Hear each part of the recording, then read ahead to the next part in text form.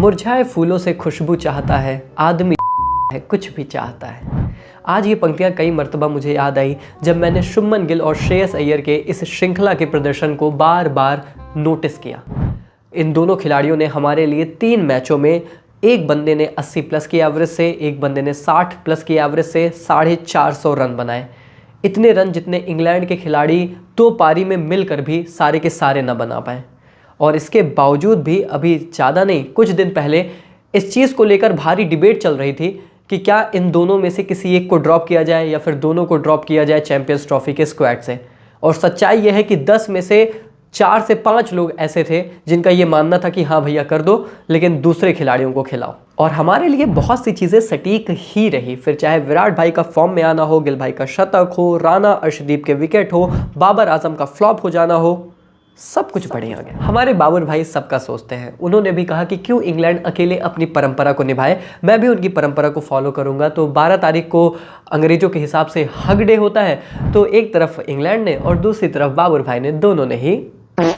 खैर, इस मैच के बाद क्या हम हो गए हैं अब चैंपियंस ट्रॉफी के लिए एकदम तैयार, या फिर बुमराह के बिना अभी भी हैं कुछ कड़े और बड़े सवाल? चलिए करते हैं एक एक करके बात। इंग्लैंड के लिए इस सीरीज का अगर सबसे बड़ा कोई पॉजिटिव है, घंटा कुछ नहीं है, तो वो मैच के पहले का टॉस ही है। क्योंकि टॉस में जॉस जरूर बॉस बने हैं। टॉस सारे जीते, मैच सारे हारे। हाँ, पर इस बार वो चेस करने गए। शुरू के 2 मैच में समझ में आ गया कि गेंदबाजी पर भरोसा नहीं है, और इस मैच में समझ में आ गया होगा कि बल्लेबाजी पर तो बिल्कुल भी नहीं है। खैर, हमें जरूर भरोसा था कि आज के मैच में तो फाइनली अर्शदीप सिंह को मौका मिलेगा, और उन्हें मौका मिलता है। भारत करता है 3 बदलाव, जिसमें से एक forced change. Varun Chakravarthy unfit थे और उनकी जगह आते हैं कुलदीप यादव।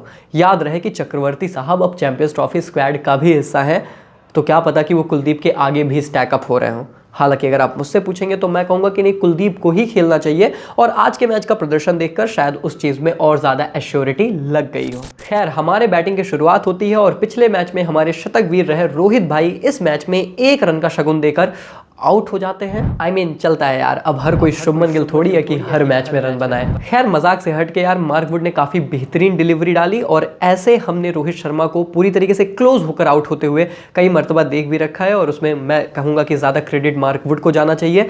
बट एनीवेज यार, इतना मैटर नहीं करता जब आपका बंदा पिछले मैच में रन बना के आ रहा हो, क्योंकि इस मैच में वैसे भी हम विराट भाई को ज्यादा देखना चाहते थे कि एटलीस्ट उनके बल्ले से रन निकले, क्योंकि सिर्फ हमारे इमोशंस का ही नहीं बल्कि नानू भाई के हेल्थ का भी सवाल था। और इस बार विराट भाई ने उनको बिल्कुल निराश नहीं किया। बोला भाई तुम्हें भरपेट खाना खिलाऊंगा। और भाई लिटरली बता रहा हूं, मेरे लिए इस मैच का सबसे बेहतरीन मोमेंट यही था जब नानू भाई ने सुकून से खाना खाया। देखो, इसमें कोई शक नहीं कि विराट भाई ने अच्छे रन बनाए, 50 रन हमारे लिए स्कोर भी किया, लेकिन काफ़ी कुछ अभी स्लगिश हमें ज़रूर नज़र आया होगा। इनफैक्ट आपने भी नोटिस किया होगा, उन्हें काफ़ी ज़्यादा भाग्य का भी सहारा मिला।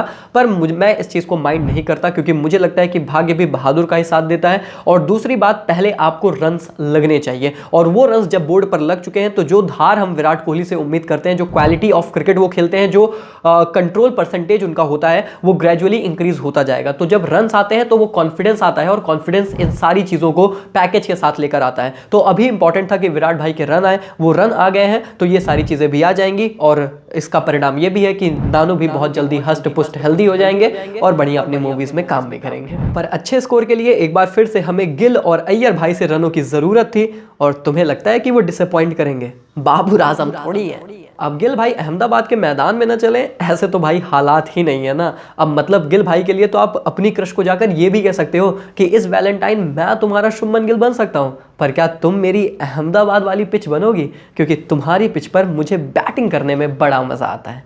और ऐसा ही कुछ भैया शुभमन गिल अहमदाबाद में करते हैं। हर एक मैच में रन बनाएंगे। इस मैच में फिर से शतक जड़ दिया, और मैं तो कहता हूं कि ओडीआई इस बंदे का फॉर्मेट है भाई। और जब से इस बंदे ने ना, मैंने नोटिस किया, वाइस कप्तानी संभाल ली है ना, बड़ी मैच्योर्ड पारी खेल रहे हैं यार, बड़ा संभल कर खेलते हैं, रन बनाते हैं, पारी संभालते हैं, लगता है कि वो लीडर खेल रहा है। वो बंदा ऐसा खेल रहा है ना, जो काम विराट कोहली करते हैं हमारे लिए सालों से किया। वो नंबर 3 पर पारी को अपने इर्द गिर्द बुनाते थे, वो काम अब शुभमन गिल करने लगे हैं, और इससे अच्छी साइन भारतीय क्रिकेट के भविष्य के लिए कुछ नहीं हो सकती। और फिर उसमें जब श्रेयस भाई आते हैं, अब ये तो आएंगे तो फिर ओडीआईज में छाएंगे। और कितनी ही विडंबना वाली बात है कि इन्हीं दोनों खिलाड़ियों में से किसी ना किसी को हम ड्रॉप करने की बात कर रहे थे। पर अच्छा हुआ कि हमने बार बार इस चीज़ को लेकर पिंच किया कि भैया ऐसा मत करो, ऐसा करोगे तो तबाही आ जाएगी। और अंत में मैनेजमेंट ने भी इस बात को समझा, भले फिर उसमें पहले मैच में विराट भाई की इंजरी ने एक्चुअली वो चीज़ समझाई। तो विराट भाई का योगदान इंडियन क्रिकेट के भले में रहता है, चाहे डायरेक्टली रहे या फिर इनडायरेक्टली रहे।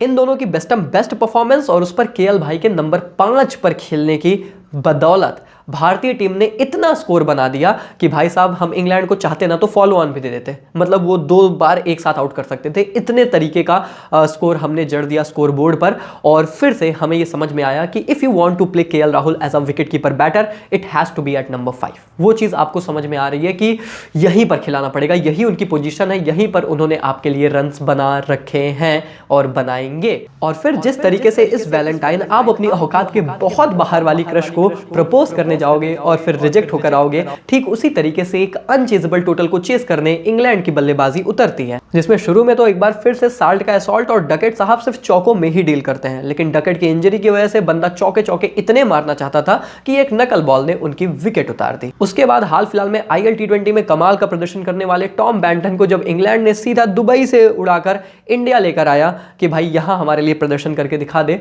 तो वो भी एक अच्छी पारी खेलते हैं। पर at the end of the day उनके बाद कोई कुछ खास कर नहीं पाता। और फिर ये इंग्लैंड की टीम का मेरे को बड़ा अच्छा लगा ना कि देखो भेदभाव नहीं करते, सबको बराबर विकेट दिए, फिर चाहे स्पिनर रहा हो चाहे पेसर रहा हो, सबसे भैया बराबर ये लोग लतियाड़े गए हैं।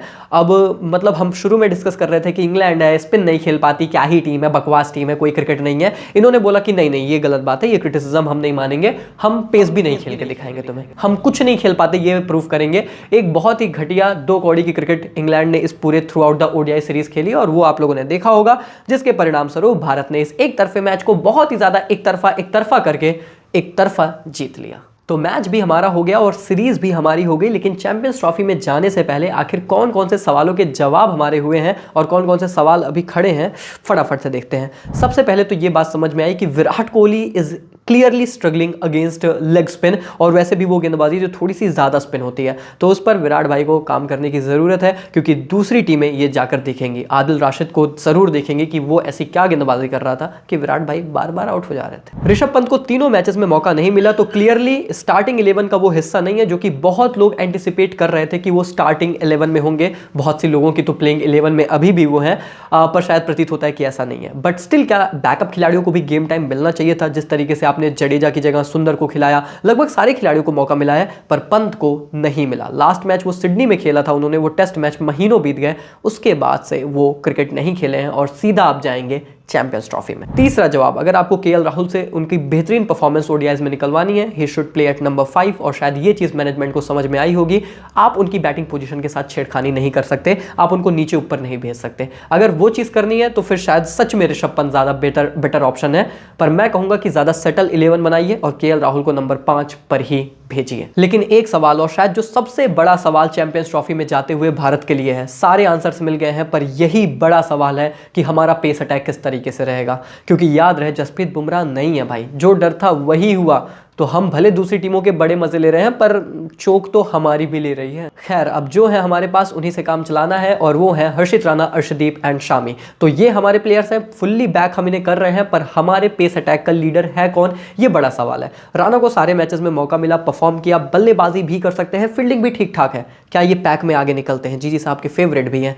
देन अर्शदीप या फिर शामी में से कौन? दैट्स अ बिग क्वेश्चन, जो मतलब सर्टेनली शायद सबसे बड़ा सवाल रहेगा हमारे इस पूरे प्लेइंग 11 में चैंपियंस ट्रॉफी में जाते हुए। बाकी शायद मेजॉरली जवाब हमें मिल चुके हैं। खैर, भारत को तो आज नहीं तो कल जवाब मिल ही जाएगा, पर क्या आपकी कृष्ण ने दिया आपको वैलेंटाइंस पे जवाब? शर्माओ मत, कमेंट्स में आओ, बताओ, लेकिन सब्सक्राइब की बटन दबाओ, फिर फैमिली वाला बात होगी ना तो डिटेल में अपन बात कर पाएंगे। और बाकी सभी टीमों के चैंपियंस ट्रॉफी स्क्वाड पर काफी बेहतर एनालिसिस यहाँ पर है, जरूर चेकआउट करें। मिलते हैं तब तक के लिए, take care, good bye, thank you so much.